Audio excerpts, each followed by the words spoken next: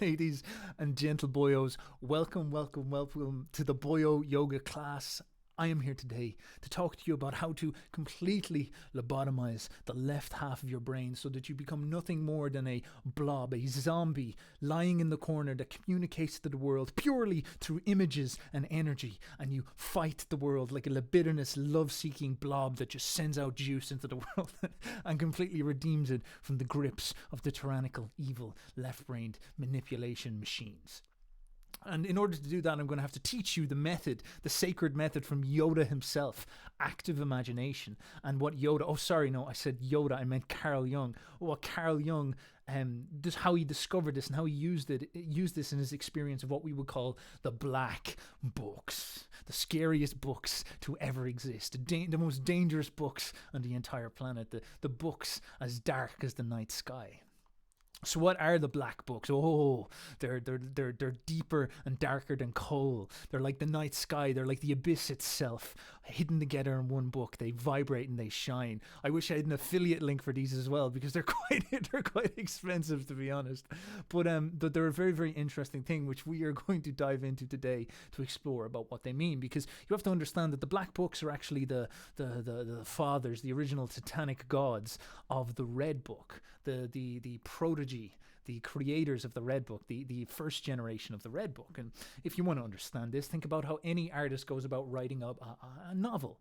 They start off with an idea, then they move it into draft 1, then they make draft 2, they show people draft 2, and then they make draft 3, and then they make maybe draft 4 and then 5, and that's the final draft. They complete it and they put it together in the end. And the end product, and what we understand as the Red Book, is in fact the end product of this process, the final novel that Jung wrote. But what the black books are almost like draft 1 and draft 2. Now, what's really important to understand is that this is not just any book. And it's not one of those, Jung didn't sit down and twinkle his little chin and say to himself, I'm so Swiss, I must write a book of some sort. I have to write a book. And so I need to write some type of crazy book, like a red book of some sort. And then he just started writing it. And it was like, he just had some coffee that day, so he was a bit in gear, to say the least. No, this came from a far more scary state. This was Jung, with the Red Book, stamping order upon a massive psychosis that he had.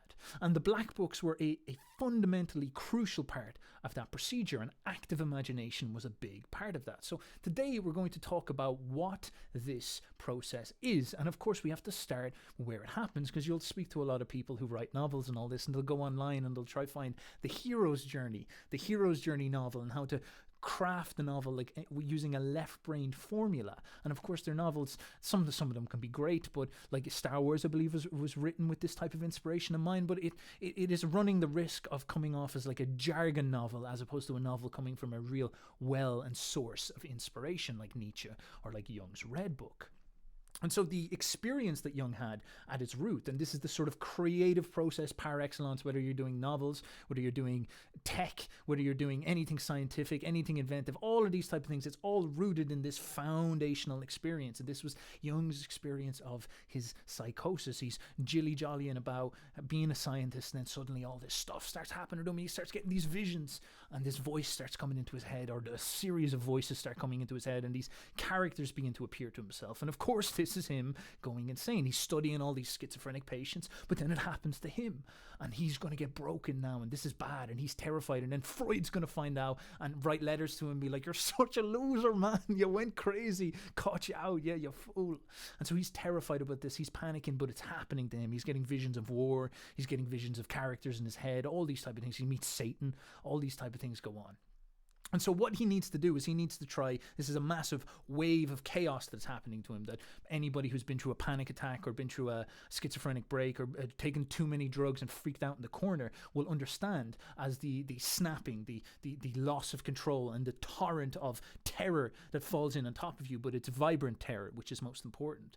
And Jung's psychosis was the foundation of this. And of course, between that and the Red Book, which is a completed, finalized project, there's a lot of work that Jung had to do. Jung Jung had to manage this problem. He had to manage the chaos and move it towards a finalized order, which is the Red Book. And so the first step for him is to literally just let the chaos out of himself and not do anything silly like stop in the middle of it and be like, wow, this madness is very interesting. I've got to document what's happening here.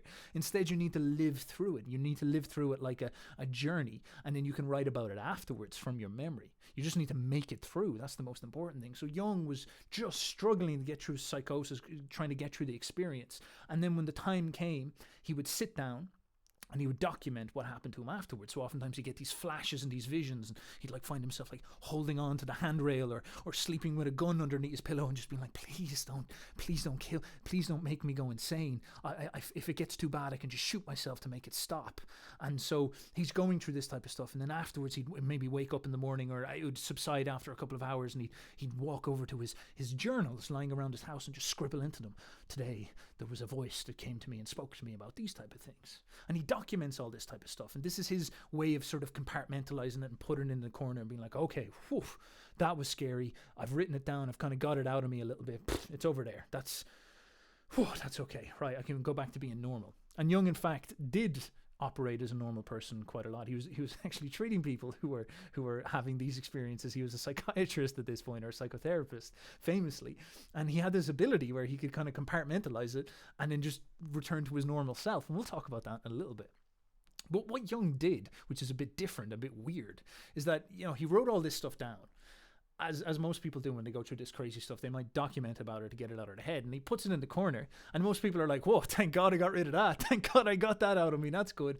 But Jung is sitting there and he talked to some crazy person about like some problems they're having, and then they'd leave, and then they'd like look over at the book, and he grabbed these journals, these black journals that he had lying around, and he'd open them up. Oh yeah, so Satan was talking to me last night. I wonder what would happen if I tried to integrate this experience. So what does this mean? Well, this chaos came to him, and he needs to bring order to it. And actually a big part of bringing order to it is to bring it to consciousness, bring awareness to it. So that's his big deal. And so what he'd do is he'd sort of sit there and he'd sort of say, well, if Satan came in that psychotic break I had last night, maybe I should visit him right now. Maybe I should summon him. And so he'd sit down there, he'd revisit the experience that he's read in his black book, from documenting from his psychosis, and he'd visualize it, and then he'd bring it to life. So he'd sit there and he might, I don't know, maybe there was a wall, or there's a cave or something like that, or whatever's going on, or a castle, and he'd visualize the castle. And you can even, like, a lot of people will find this a lot easier if you close your eyes. But you close your eyes, you visualize this. And what's interesting about this stuff is that when it's happening to you, this vibrantly, is very, very vivid. It's very, very easy to get your head into this place, which is quite interesting.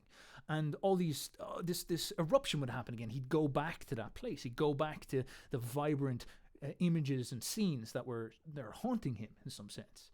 And then he'd actually interact with them. And now, because he was doing this in a position of more stability, because maybe at night he was in a worse spot or something like that, but now he's a lot more stable, he was able to interact with them and speak with them and hang with them and do stuff with them, which was kind of scary when you think about it. He's talking to Satan, he's talking to voices inside his head, he's talking to all these bad things he shouldn't do. But this is genuinely what he did. He's now moved this passive experience of getting bombarded with chaotic psychoses, and he's taken an active approach. He's putting on his soldier boots and he's saying, all right, psychosis, let's have a chat, let's do a dance, let's see what's going on here. And this is what you could understand as active imagination, the root of what Jung explains for people to do. Now, he's not telling you to go psychotic. I'll explain to you later what I mean by that, but this is him managing this experience. And it's very important, because genuine creativity is often an experience of discovery from a vibrant root, as opposed to a formulaic thing that you figure out from the start. It's an exploration. It's a wrestling with your own inner demon. And of course, this is the procedure from it. This chaos comes up, you don't know what it is, and then this is Jung beginning to stamp order on it, beginning to make sense of it, beginning to develop a relationship with it, beginning to develop an experience with this. And so he goes through this active imagination, and then he documents the new experience in the black book again. And what the black book started to formulate now is this sort of elaborate diary, this kind of crazy journal. of these breaks, these dreams that will come alongside of it, these huge moments of chaos, and then these active imaginations where he tries to order that chaos again, and then finally it's all put together. And this is what you have in this. This is what you're looking at here, the raw material that made up the final part, which is when Jung edited it all together. He cut out all the stuff, maybe added a couple of drawings and whatnot, and then put that up as the Red Book. He formulated this sort of essential spine, like a final draft, and made the final product as the Red Book and showed it to his friends. So it was nice and clean cut. It wasn't just them reading like his disorganized like rants as basically a psychotic schizo. He puts them together as something that's coherent. And what you see here is actually an incredible achievement by the man. You see someone who went through a psychosis, like an actual snapping of his consciousness, and he, instead of getting broken by it completely and ending up like dribbling in the corner, he fights with it. He managed to keep himself relatively stable. And he believes that because he had a lot of things in order in his life at the time, that's what helped him. And then he manages to keep going back to it and integrate it really slowly over a period of time.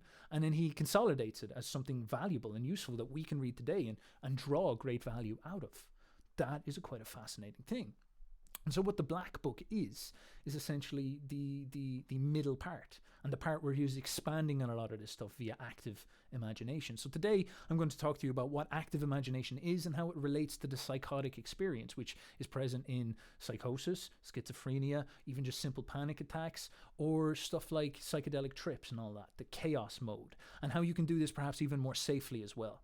Now, the first thing that we have to talk about is the experience, because everybody wants to skip to the end. Everybody wants to be like, I'm going to make a lovely plan where I have a Red Book and all this, but they don't want to get in touch with the Dionysian chaos of the felt, crazy, vivid experience of not being in control of yourself and like thoughts shuttling into you that aren't yours and that they're nasty and naughty and mean and all this stuff.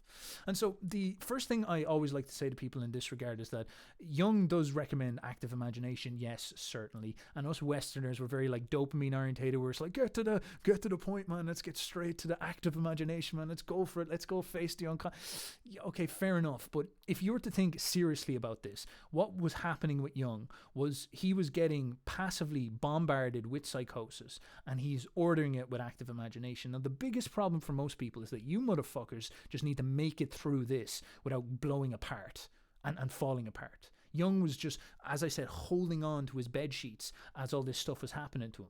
And I've, in my experience with a lot of things like extreme psychotic breaks, freakouts, panic attacks, like you know, you go through panic attacks throughout your life, you go through nervous breakdowns and all this type of stuff. One of the most consistent and useful tools is actually the Buddhist approach. I know that's very taboo. You're supposed to talk about Western stuff here, but I'm a big fan of this because so often people are cognitively obsessed in the West and intellectually obsessed. Now, jargon is one thing, but even getting into like the cognitive right brain is a bit of a problem as well.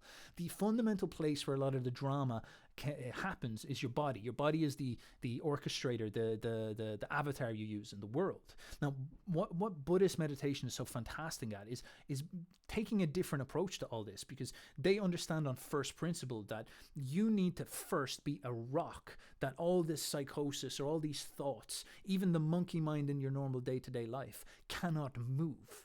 You need to be able to sit there and literally have a massive psychotic break where all the demons, like Buddha, like the Maya comes up, or the demonic entities come up and try to move him and tempt him. You need to be a stone that can just sit there and not be moved. You need to be rock solid, because that's actually the scariest thing for a lot of people is there's these, like if you talk to a schizophrenic or something like that, it's scary that they can get caught up in the story going on in their head by their, like you could say maybe their left brain creates this fake narrative about the world, and they completely fall for it and they lose control of themselves. And that's usually the most difficult thing for most people, is the fear that something can steal me and take me off. But of course, Buddhism is about telling you to build a foundation that you cannot be stolen from, and that is your breath. Your breath is the fundamental axiom of control.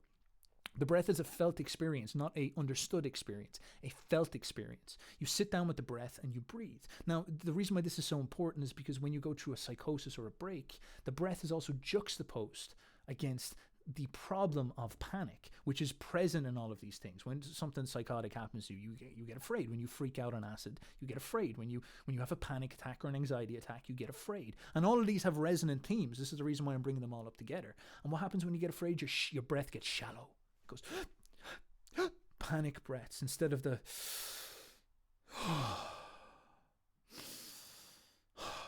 now, how much control can you reestablish over your mind when you can ground yourself in a stable form of breathing? And how shallow is all our breathing in the modern world? And how much stress do we store inside our body from that? Wim Hof talks about this quite a lot, but the Buddhists get it at a root. This idea of you becoming a stone, a breathing stone. That's all you are. Just sits there, no thoughts, no nothing, just in peace and present with your breath. And if you've actually done this before, it can evoke out of you these unbelievably cathartic and relaxing experiences where your whole body dances in a joyous buzz, where you just don't give a fuck about anything the left brain talks about, and you're just here and now and happy. And literally that thing you've been looking for, where you're trying to figure out all your archetypes, you find it in that moment. It is genuinely something that I think needs to be explored a lot more. And obviously it's a big deal in the West, but we'll talk about this later, why we struggle to integrate it in the West, because we want things to be faster. All right? And so if people, like, if you ever go through some type of panic attack, a freak out, an anxiety attack, a psychosis or something like that, I highly recommend, your big problem is not to try integrate all the, your big problem is to try and make it through it with some type of coherency and stability in your head. And in order to create stability, you're always in control with your breath. And all you have to do is sit down and feel it. You don't have to, what your left brain will try to do is try to explain and talk about it. Your right brain might even come in and try to make images about it and all that. But all you need to do is just get down into the felt experience and sit with that as long as you can. And just keep breathing into it. You can do it for hours if you want. Or trust me, if you're in enough of a panic and you're scared of your own thoughts enough, you'll be able to sit there for a long time and do this, because you just won't want to go anywhere else. And that's okay. That's something you can use to get control. It's an axiom of control. Now, the reason why this is so interesting and important is because if you skip the active imagination, you'll have no base. You won't be a rock. You'll be very, very prone to getting pulled off by this type of stuff. You could get pulled off into meeting Satan, and sometimes you don't want to meet Satan unless you've got a foundation, that type of thing. And so there's this big issue where this is an important first principle.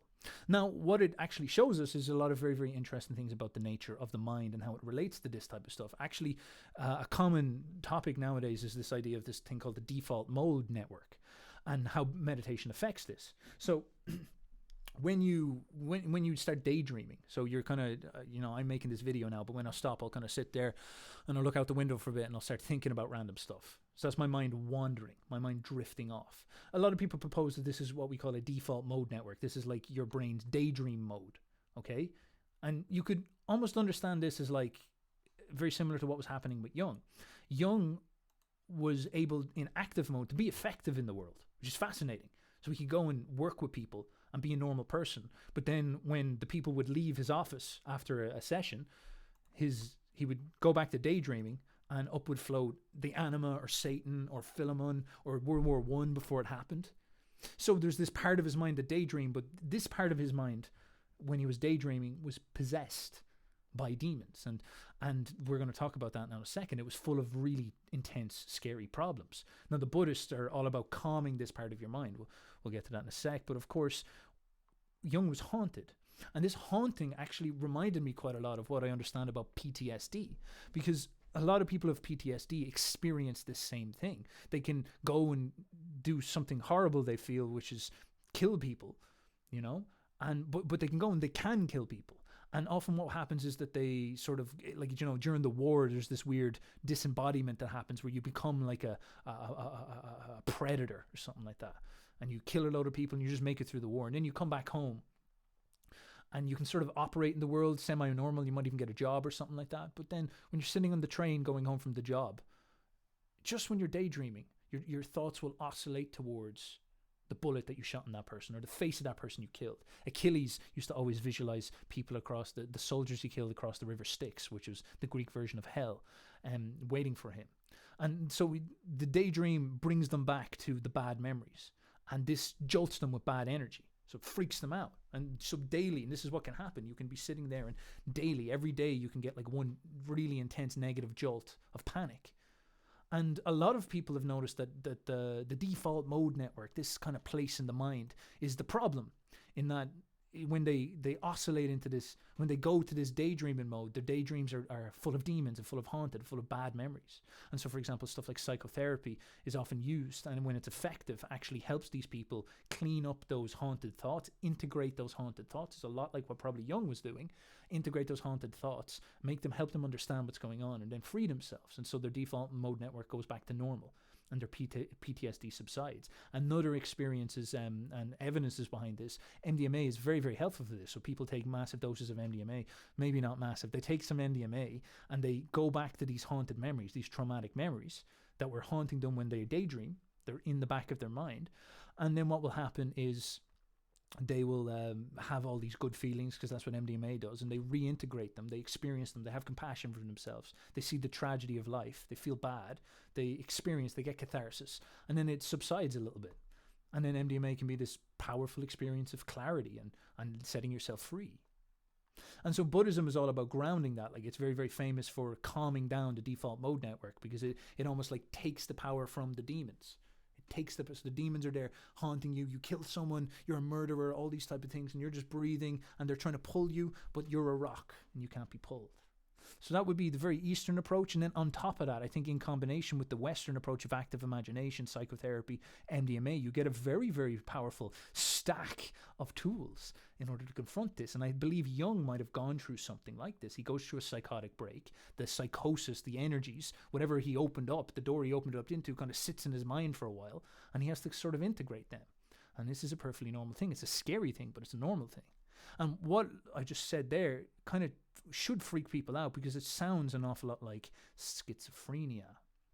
Because what is it? What's going on with this? You're haunted. Well, that's only one step away from, like, these thoughts aren't mine, or these thoughts have voices, or these thoughts have characters. And Jung, of course, was meeting people inside of his head, and that sounds like what we would understand as schizophrenia. He was displaying this sort of split personality. This is, I guess, isn't that what we understand as schizophrenia? And this becomes quite an interesting thing. And it becomes an interesting thing in the context of the also famous left brain versus right brain. The lobotomization of the left brain must be achieved. Because I've seen, and I've been studying this, and these jargonites and these lab coats, oh, God bless them, most certainly. But I've actually seen that they have a few thoughts on the idea of schizophrenics having a split between the left brain and the right brain. This is actually a pretty dominant hypothesis right now, which is good to hear. The boyos, the lab coats, the jargonites are listening to the boyos. That's good stuff. It has been empirically verified that schizophrenics are slower than healthy people in responding to stimuli in a way that requires cross-hemispheric communication in the brain. So the brains struggle to talk to each other. Many functions disturbed in schizophrenia, such as language, are among the most asymmetrically distributed in the human cortex. So I was reading through a couple of these papers. I read sometimes. Yeah, I like words. I'm not just a right brain zombie. Stop being mean. And I've noticed that often they talk about the idea of the active. So the schizophrenia has been distributed into two experiences. What will happen is you'll have the break, and that's the active phase. And that's where a really intense thing happens, where you're like, you're saying to your friends, it's like, okay, the CIA are talking to me. You're a member of the CIA. What do you want me to do? And they'll be like, I don't know what you want to do. And you'll be like, okay, I get what you're saying. And then you'll start getting lost in some type of crazy story, it's paranoid schizophrenic break. You get lost in some crazy story, and then you start to turn the world around you into a meaning that's not actually there. It looks an awful lot like the left brain severed from, losing touch with reality. It's a very scary thing. It's one of the most frightening things ever. And if you talk to schizophrenics or people who've gone through serious breaks, this is a big deal about it. It's like, oh my God, how could that happen to me? How could I lose touch with reality? The signs on the road are telling you stuff. You've heard about this before. And this looks an awful lot like, this is the delusional state. This looks an awful lot like the left brain by itself, with no connection, as I said, with the right brain, which connects you to the world. It looks an awful like that. The left brain is the master of meaning, and you could say a linguistically orientated meaning, whereas the right brain is more a master of, like, vibrancy, energy, and you could say body, and a different type of meaning, a meaning that people don't talk about enough, which is a vibe and juiciness, if you will. And so the left brain is also really bad at recognizing faces. I don't think it even can recognize faces, where the right brain can. It's a master of that. But of course, the right brain is mute; it doesn't have any words. So the left brain is like obsessed with words and can't really recognize people's faces. And this is actually quite a common experience. Then is that you'll be sitting there, for example, you get sent to the hospital for this, and then all the staff come in, and you don't actually see the staff as people. You don't even see their faces as real. You project onto them. You look at them and you can't see their face, and so you put your story onto them. You're out of touch with their reality. It's very, very freaky. And so you see them and you're sort of being like, okay, you're a member of the crew, you're a member of the CIA, you're a member of the intelligence community, or you're a member of the mission, or you're out to get me, or you don't like me, these type of things. And of course, it's hyped with dopamine, so it's very, very delusional. It's very, very motivated, and it's very, very mission orientated. It looks like a soldier with shell shock that's kind of like lost touch with things. And this is the active phase, the most terrifying phase, the phase that everybody is very, very scared of. And it's a very, very, very, very difficult thing to manage. Like, I know I talk about pharmaceuticals not being the most intelligent thing to make every decision with, but the procedural way that people deal with this is that they just dose these people on a huge amount of pharmaceuticals to calm them down. And when you think about it, like, how like it's going to be so hard for someone to come in like a psychotherapist or something like that and sit down with this person and try to talk them through this, because these people don't trust anyone and they're applying their own stories onto everything you say. So there's no reality to it. Like it's very hard to reach these people because they're in an active phase. So there's no grounding to it. They have been possessed by this energy. It's very, very scary. And then what happens in the after that is usually a withdrawn phase. This is when things go down. And this is possibly when the right brain comes onto online. And the right brain is bad with words. The right brain isn't able to, explain itself. It isn't able to remember what it really said. These type of things. It's full of anxiety. It's moody. These type of things. The right brain has more anxiety receptors. It's more depressed. It's more down. It's more withdrawn. It's more choosing its thoughts a little bit more. And it's more visual, daydreaming. These type of things all kick into gear. And oftentimes this is the experience then of the shame. Like this is usually even the awakening to what happened to you. Oh, I had a break. Oh, I had a nervous breakdown or a schizophrenic break, and there's panic and there's fear and there's tragedy and there's like, is there something wrong with me? And then people say, yeah, you're schizophrenic, and that doesn't really help. Here's some jargon to categorize you as permanently bad. This is not a part of a process that you can work through at all. No, you're broken. Yeah, you're fucked now, man. This is you for life. And then they withdraw. They get crushed. They start to feel shame. They start to believe, empathize with people. They can see again on people's face the sort of, so they can see the sort of like high broken person, take the drugs, be quiet please, don't go active again, that type of thing. And that's a very, very hard thing for people. That's when the kind of deep depression kicks in, and then they oscillate between these two problems, and it looks like both of the brains kind of sparking in and out by themselves, and there's this lack of communication between them. Why this might happen, I don't know, but it's very, very scary stuff. And the deficits were largely absent in recovered patients, is what we were discussing here in Barnett 2005. So it seems like a healthy person has these two sides of the head working together as a team, and it looks like perhaps hypothetically the schizophrenics have some type of division.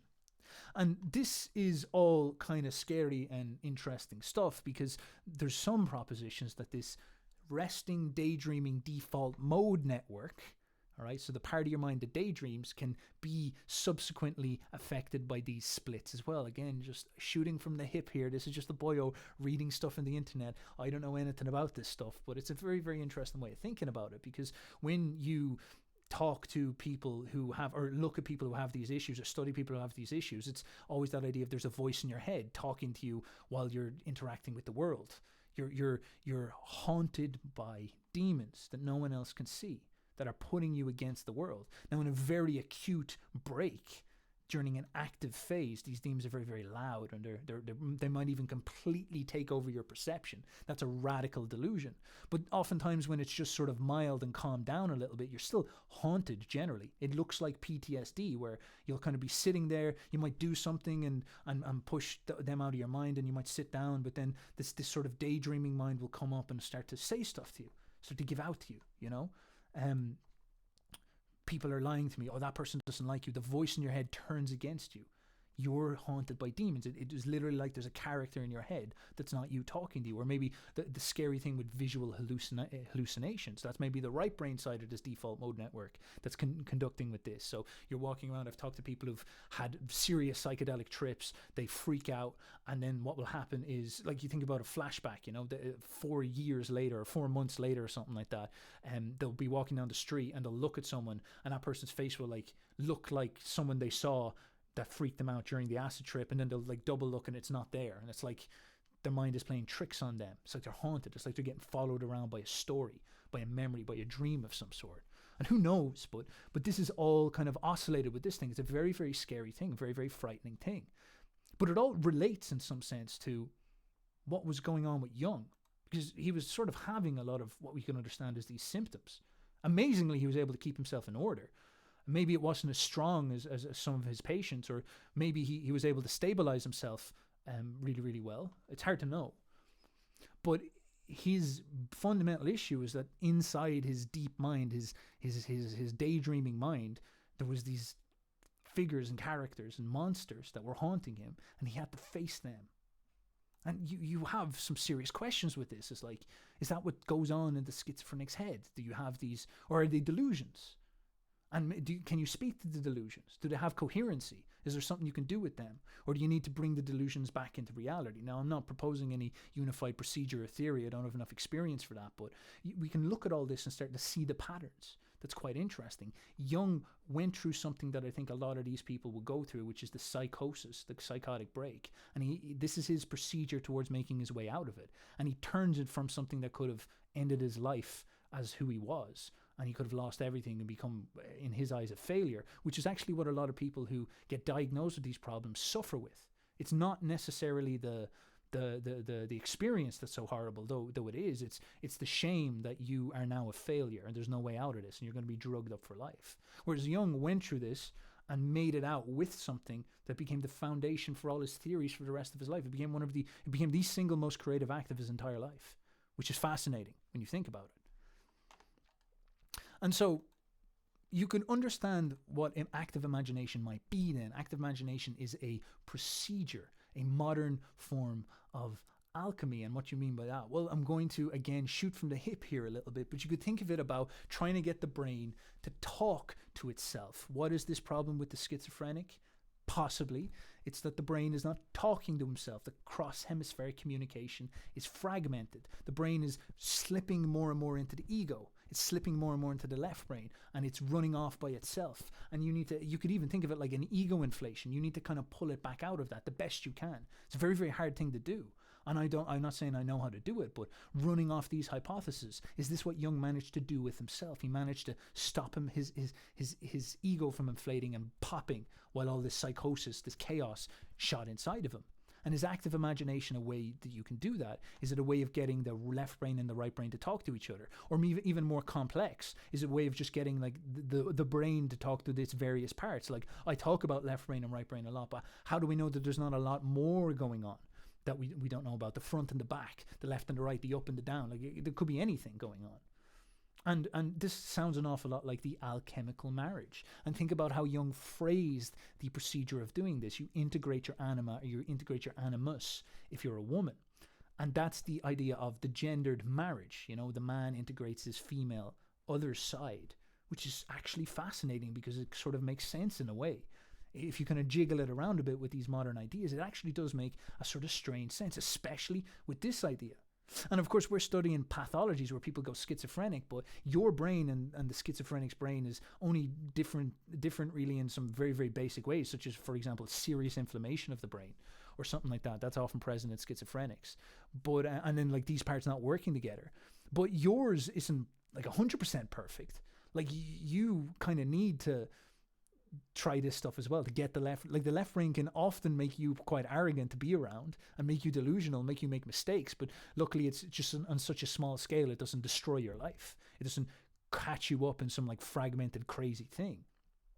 And maybe you need to think about integrating these two sides as well. And this is where active imagination becomes interesting. So again, if you've got that Buddhist foundation where you're able to stabilize your mind during something drastic and deflate yourself, maybe when you're going through some type of active phase, or if hopefully it's not that serious, it's just something mild like a difficult freak out or something like that, then maybe you can actually sit down and say to yourself, right, how can I start to put together a procedure where I get my brain to talk to itself, to talk to its other side. And as I showed you in that video the other day about the left brain is conscious, the right brain is not conscious, maybe we should get these two sides to talk to itself. This is the alchemical process, this unifying of the opposites. And in fact, I have to say, I was lying. I don't think we should lobotomize our left brain. Our egos are important. The soldier and the general must form a team. Ares and Athena must form a team in order for them to be victorious, not take one side or the other in favor of the other one. And I'll give you an example of this, like the reason why people, us in the West, we love psychedelics. And this is an example of like these top brains are brains not on psychedelics. These bottom brains are people on a shitload of psychedelics. And what you see here is that it's just like the whole brain is just sparked up. And you can understand this as like what it looks like is that the brain just talks to itself more. This is why psychedelics can be so weird, is that the brain is talking to all its parts. That's what it seems like is the main function. There's a lot less inhibition between, you know, the front and the back and the middle and the up and the down, and they all like talk to each other in a weird way. And think of it like a city. Like during the normal routine in a city, you know, like the people who go to the shops, stick in the shops, the theaters do their theater thing, the farmers do their farmer thing, maybe on the boundaries of the city. They don't really interact too much. They're connected vaguely, but there's no like crazy interaction. They sort of have their roles and they stay in their lanes. But then when you take psychedelics, it's like a massive festival. And all the people from all their different jobs come all together and hang out and have a party, and they all integrate together. And it's like crazy, you know, like some rich fintech capitalist is walking up and he's like smashed over his head, and he sees a farmer. He's like, "How are you doing, man? What do you do?" And it's like, "Oh, I grow spuds." And it's like, "Fuck, I take your spuds and I exploit them." But that's precisely the vibe that goes on. It becomes a Dionysian experience, and that's why it's so strange. And it can feel like stuff's coming in from, like, what's that? Why am I seeing things? What's going on? And so perhaps that's what's going on. Perhaps this is why we're so drawn to psychedelics. It's hinting us towards this marriage. It's a hint of this marriage of the opposites that Jung insisted on. And of course, getting this right, and this is like, I know a lot of this is negatively toned as like a massive psychosis.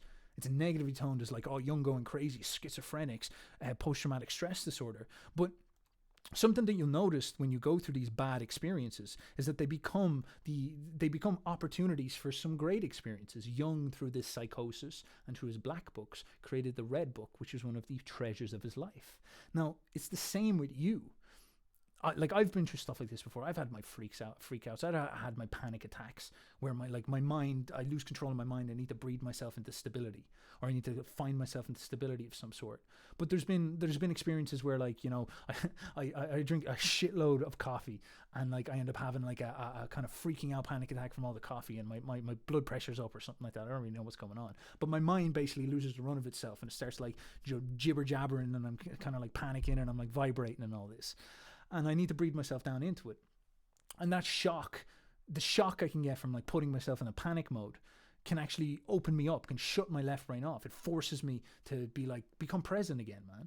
Like, you know, get down into the reality. And then I notice it's like, oh my God, man, I've been talking about left brain on the internet, although I guess I wasn't doing it back then, but you know what I mean? I'm like talking about like, oh, destroy your ego and all this stuff.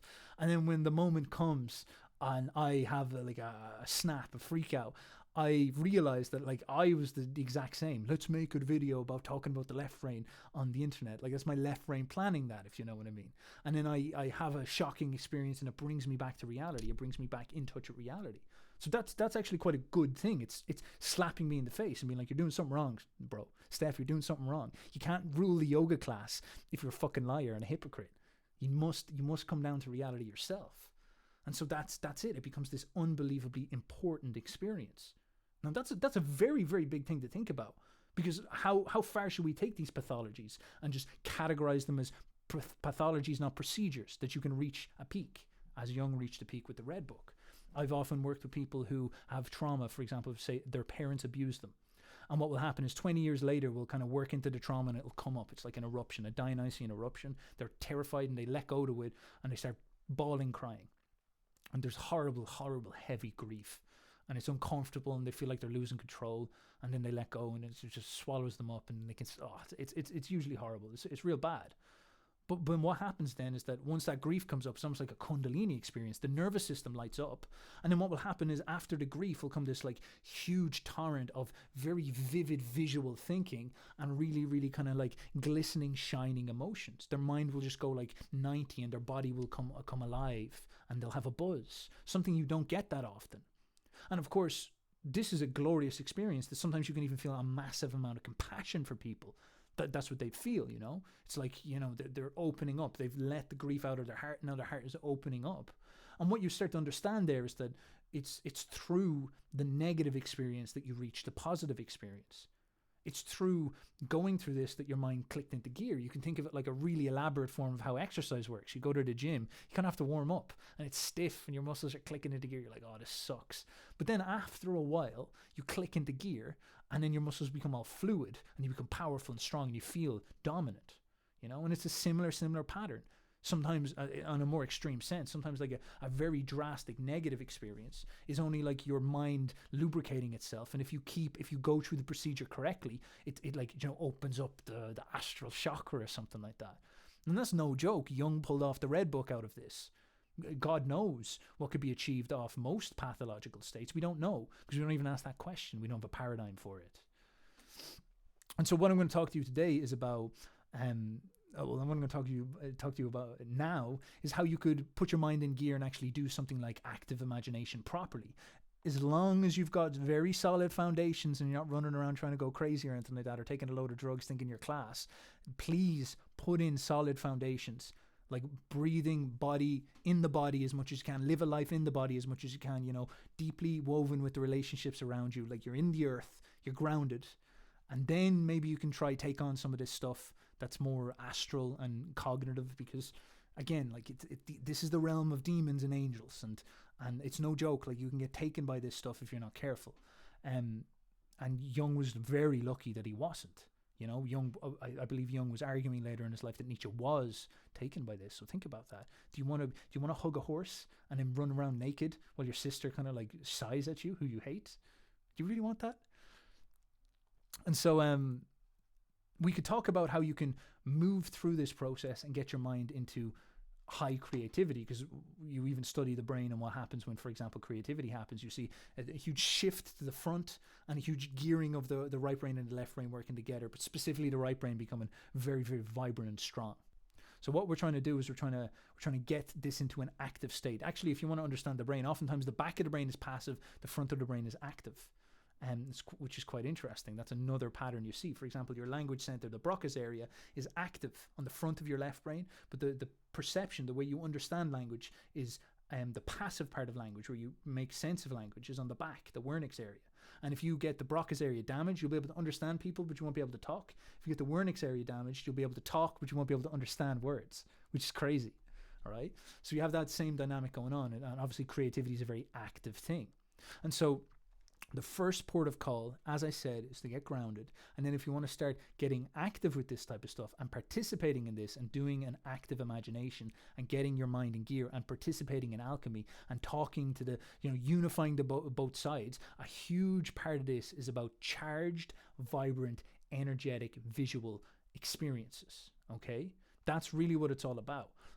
It's visionary. It's visionary at root. It's why you like taking psychedelics, because you want to see all the cool stuff. It's why you like movies. You want to see all the cool stuff. It's visionary at root. And if you go through something shocking like this, you will have in your default mode network, or the back of your mind, wherever you want to think about it. If maybe default mode network is crap and it doesn't matter, but think of it like the back of your mind, where these demons will be haunting, and these angels and all this stuff will be kind of floating around there, and they'll be like charged objects, and you can pay attention to them. You can bring them up. You can bring them up into your consciousness. So we'll talk about that in a second. But If you're lucky enough that you haven't gone through some type of freak out, what you can do is you can use dreams, or you can use generally things that you notice are charged. You'll notice that in your life there's certain ideas that are charged. There's certain things that are charged. Dreams are probably the best because they have no conscious filter. They're unconscious. They're just coming up without your choice. And what will come out of the dreams is like, weird figures, like some dude in a sheepskin who's like talking to you about like weird stuff on the internet. He'll pop up, and so you can talk to him, you can bring him up, and you can summon him, as we'll talk about now. So the first thing you're looking for is charged objects if you want to do active imagination. The second thing you're looking for is the ability to summon these charged objects, which are, I'm going to call them the right brain channels. But like, look, don't get too caught up in the words. It's more about the procedure. So in order for you to summon them, well, the way you need to do that is you need to make it felt and envisioned, and it needs to be a sensory experience. Now, Jung was able to do this with his eyes open, I believe, which is pretty intense. You don't have to do it with your eyes open. It's not necessary. Some people say it is not. It's not necessary to do with your eyes open. You don't need to be like, summoning stuff right in front of your eyes. Now, if you ever study stuff like magic, they often talk about reaching that level, but you can do it perfectly fine with your eyes closed. It's like when you're on psychedelics and you take a load of acid, you'll notice that with your eyes closed, you can have some pretty crazy visions, okay? So this is all you're really doing. You're sitting down there, you're going to summon it, and you're kind of saying, all right, what do they look like? Maybe close your eyes, maybe even go into a bit of a meditative state so you're nice and grounded, you're breathing your way through it. That would be very smart so you don't get lost or something bad doesn't happen.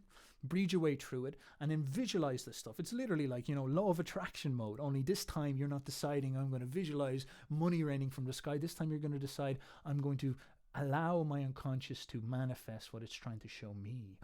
There's an interesting thought, a different approach than Think and Grow Rich. It's more like discover what is within and allow it to grow rich like a garden. And so you summon this stuff up and you start to interact with it. So maybe you bring yourself back to the scene in the dream or the scene in the psychosis or the character in the psychosis or the freak out or whatever. And then you sit down and you interact with it as if it's real, as if it's a movie scene, as if it's a virtual reality for you to explore. Think of it that way. So it's not necessarily like real, but it's almost like a playpen that you can go into and you can walk around and you can interact with these things and you can get caught up in the drama. But of course, with your breath, you can always return whenever you want. And in some sense, you sort of interact with them as if they are trying to show you something. And the scary nature of a lot of it, the demonic nature of a lot of it, is not necessarily that they're like evil, but they're maybe just trying to shock you to get you to do something different. And you might have to speak with it and put it down and kind of explain, no, you're crazy or whatever. But just hear it out is the most important thing. That type of thing. And always knowing that you've got an anchor point where you can come back to. And this should switch your mind in gear. You should experience some very, very easy experiences of like vibrant creativity, because that's really what's going on here. You're switching your mind on to the vibrant, charged, creative experiences, and then you're actively participating in it, shoving your brain towards the more active mode of orientating at the front and having a bit of crack. And from here, you get a great understanding of the natural artistic process, whereas it's not about making a formula, but it's actually about going into yourself and discovering something, bringing it out, not knowing what it is, and actually manifesting it as an artistic work later down the line. That's a lot more pure than, all right, I'm just going to sit down and like plan out the type of novel I want to tell or something like that, or the type of music I want to make and all these type of things. This is a lot different of a perspective. This is actually so raw that you're going into the source where you don't even know if this is going to turn out as a novel, a book, a film. You don't even know. And that's actually good, because the medium comes later. The medium is the message, but that's a later thing. That's when you're the last draft, when you're really shaping it, that type of thing. And so in order to understand how the black books relate to this, well, one of the first things Jung says is in these journals is he starts talking to his soul. He starts talking to his anima, his other side. Maybe it's his right brain, for all we know. My soul, where are you? Do you hear me? I speak, I call you. Are you there? I've returned. I'm here again. I've shaken the dust of all the lands from my feet, and I've come to you, and I am with you. After long years of long wandering, I've come to you again. Do you still know me? How long the separation lasted? Everything has become so different. And how did I find you? How strange my journey was. What words should I use to tell you, on what twisted paths a good star has guided me to you? Give me your hand, my almost forgotten soul. How warm the joy at seeing you again, you long disavowed soul. Life has led me back to you. My soul, My journey should continue with you. I will wander with you and ascend to my solitude. Very interesting. He simps for his soul. Good on Carol. Good on you, Carol. So you can understand this as like, look, I don't want to dirty it with trying to pull the dress up on this and be like, this is what this is. But maybe it is him coming into his ego, coming into contact with the right brain again. You know, his ego running around being like, all right, I'll be a scientist. I'll impress Daddy Freud. And then eventually it just snaps. And he's like, I've got to start listening to something else inside me. And he finds this anima, this colorful other brain. And she becomes, and this is what's quite interesting about this, she becomes the guide. She walks him through the unconscious. She becomes the grounding guide. So you can imagine that, weirdly, like the unconscious, the right brain, in this active, it's on your side, it's trying to help you. And you can actually, unite with it. And maybe that needs to be personified. I don't know. And this is where you start getting into Jung's understanding of his like litany of characters: the wise old man, the psychopomp, the trickster, the shadow, all these type of things. All these figures could show up, but it doesn't matter. Don't look for archetypes. Try find within you how this stuff is manifesting, and you can figure out a left brain schema for it later, and it'll be more vibrant and real that way. This is the procedural correct way. And so that is my take on how to do active imagination, how to be a juicy boyo, as they say in various universities all around the world. Now, the last thing I'm going to say is that this is a very, very interesting thing for Westerners, because it exposes a paradigmatic problem for us. We take drugs, we take a lot of that stuff to deal with these inner states. We have a jargonized pathological mind with no understanding of procedures. The procedures are only load them up on drugs, which is understandable because it's such a difficult thing to manage. But maybe there's a more passive way that we can understand it, or a more procedural way that we can understand it, such as the experience of, for example, with Buddhist meditation or something like that. That is a procedure that really helps people in the East. But of course, that's not good enough for us, because every time we try go over to the East and learn their methods, we come back here and we act as if we're like Buddhists, but we're not. We're Westerners struggling with the challenge of science. And so our problem is to try sit in this paradigm and bring this stuff to it. Now, perhaps we've got some very interesting things we could talk about here that could allow us to construct some type of Western practice to help us deal with the problem of, well, after Christianity is gone, with its stabling force of prayer. And throw your hand up at prayer all you want, but prayer is very fucking smart. When you sit down and you pray, think of yourself as the left brain. What you're saying is, right brain, God, or maybe the right brain is the channel to God. The right brain is the angel creator that gets you in communication with God. I submit. Our Father who art in heaven, hallowed be thy name. Not my name. Your kingdom come. Your will be done. The submission to the general. Your will be done. On earth as it is in heaven. That's smart. But of course we've lost that. And maybe the most important thing we could do is create some type of neuroscientifically grounded, so the lab coats can't get mad at us. It's neuroscientifically grounded paradigm and perspective that we're able to grab all these practices like prayer, like meditation, like active imagination, and sit them on something that is solid and makes a coherent sense for where we are as a collective, so that we can start to integrate with stuff, and we can start to kind of turn the tide a little bit. Maybe our new normal could be something better than just some type of like ridiculous healthcare mess of left brainism. Maybe we could turn it into a revolution of consciousness, a revolution of mind. Who knows? I wouldn't want to say anything too drastic. And so at this point, I'm going to leave this to you to experiment with this type of stuff. Stay safe. Again, the breath gives you control, and felt experience, the breath, the two most important things. And distrust the left brain to an extent. Remember that it should be a submissive member of the party, not the other way around. And yes, like, we can start asking these questions and open up these doors and see where we go with it. So thank you very much for your time, people. Stay juicy, and I'm going to leave us with a song. Bye bye, boyos. Bye bye.